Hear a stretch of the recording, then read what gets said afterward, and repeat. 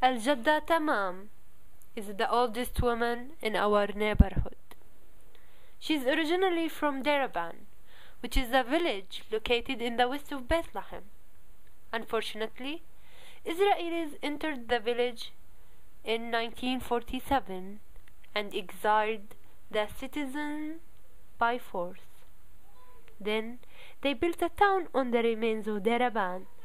They named it Bet Shemesh.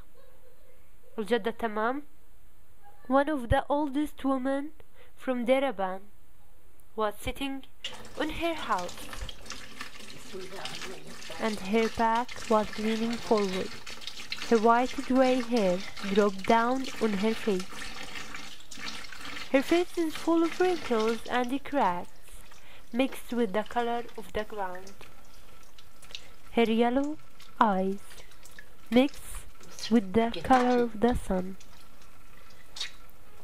They are weathered by present decades of hard work from servicing people, cleaning, planting, and harvesting in order to provide an honest living for her family. When I talked to her, she began telling me her story. The story of a 95-year-old woman longing for her home. I remember in 1947 when I and my husband, were sitting in peace in our modest house in our small village there.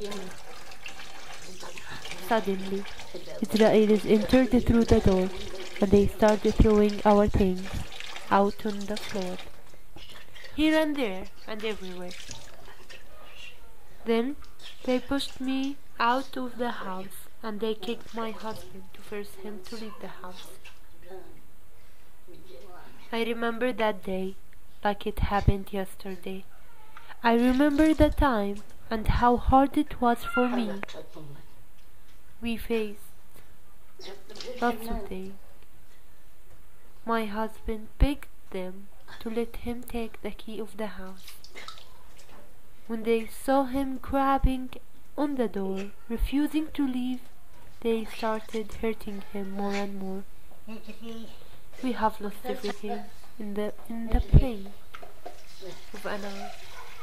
We lost our home, our land, and our grass and animals.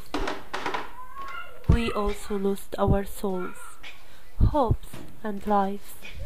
Day after day, we began looking for shelters to protect ourselves from the heat of the summer and the cold of the winter, until we got to the town of Bet Sahur, a town located to the east of Bethlehem.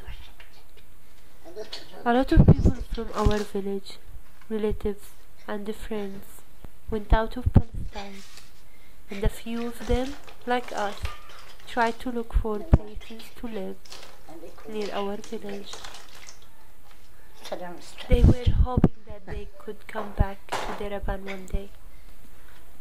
My husband and I settled in Bet Sahur, the place where we found our second home.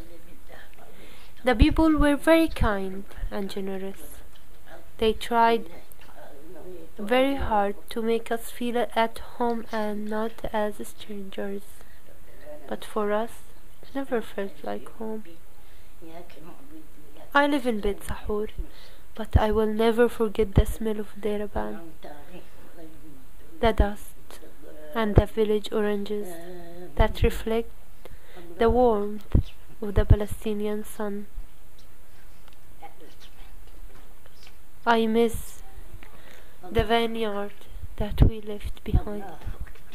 I miss the olive trees that I'm still, up to this moment, hoping that I'm going to be able to gather olives, just like the first time I did when I was a child. True that we have experienced suffering, but the dream of going back continues. Every day since 62 years, by days, the dream dies slowly, and to keep it alive, we pass it from generation to generation.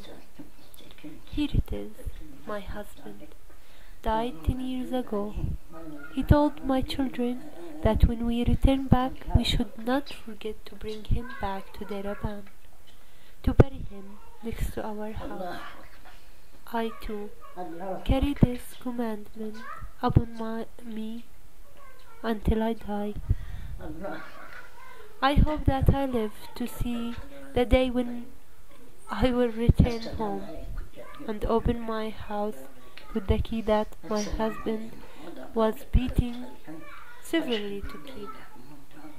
If I die before this dream, I want my children to send me back home to olive trees and oranges.